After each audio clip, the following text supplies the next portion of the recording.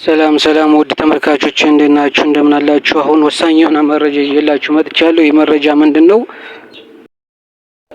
ኮሎኔል አበራ በደጋዳሞት በኳሪት በተደረገው ኦፕሬሽን በቴዎድሮስ እዝ የተደመሰሰ ኮሎኔል ነው። የናብይ ተላላኪ ኮሎኔል ነው። ስለዚህ ይህ የፈጸመው በደል በቪዲዮና በማስረጃ በፎቶም በራሱ ስልክ ላይ የተገኘው ነው። እንግዲህ ለማስተባበል ልጅቷን ኢንተርቪው አድርገው አስተባብለዋል። ለቡና ተቀጣጥረን ሌሊት እንግዲህ ለቡና ተቀጣጥረው ማለት ነው። ምን እንደው ይህ ንቀት ነው። ምንም አያመጣም ነው።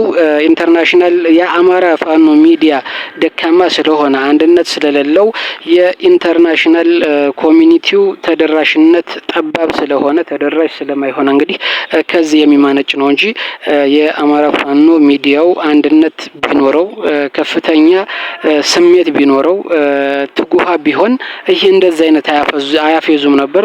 እንደዚህ አይነት ቀልድም አይጀምሩትም ነበር። ነገር ግን አሁን የሚዲያውን ድክመት አይተው እየተጫወቱበት ነው። ይህ ምንድነው? የፋኖ እንደ ፋኖ ሚዲያውንም ዲያስፖራውንም እንደገና ማዋቀር አለበት። እንደገና በሱ ስር አድርጎ በበላይነት መውሰድ አለበት ኃላፊነት ወስዶ ሌላው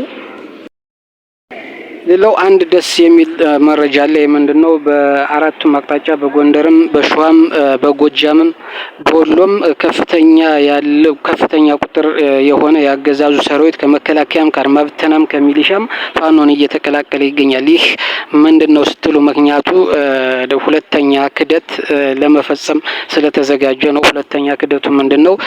ህወሓት ጋር ዱቄት አድርገናቸዋል ብሎ የህወሓትን ቲዲኤፍን ዱቄት አድርገናቸዋል ብሎ ህዝቡን ዋሽቶ ነበረ። እንደዋሸ ይታወቃል። ዋሽቷል።